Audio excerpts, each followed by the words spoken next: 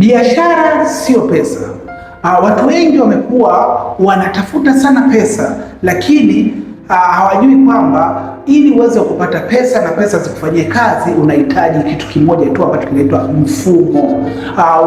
Watanzania wengi au watu wengi ambao tumekuwa na kipato kidogo au tumekuwa hatuna maendeleo au hatuna utajiri ni kwa sababu sisi tunatafuta pesa. Kwa hiyo nguvu zetu zote zinaishia katika kutafuta pesa. Kumbe ilitakiwa tutengeneze mfumo ambao mfumo huo utakuwa unakufanyia kazi wewe hata pale utakapokuwa nguvu zako zimeisha.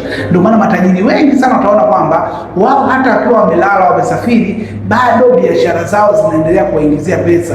Na wakina nani wanaingiza pesa? Ni sisi wengine ambao tulikuwa hatuna mifumo, imebidi tutumie nguvu zetu kuwanufaisha wao. Sijasema kwamba ni vibaya kufanya kazi au kufanya nini, hapana, ila hata wewe hapo unapofanya kazi, unapofanya biashara yako, tengeneza mfumo ambao utakufaa hata siku ambayo utakuwa unaumwa au itakufaa wakati utakapokuwa umezeeka na hauna nguvu tena za kufanya biashara. Sasa ili uweze kujua, unaweza kuchukua namba yangu ukanipigia nikakuelekeza vitu vya kufanya ambavyo vinaweza vikakusaidia sana.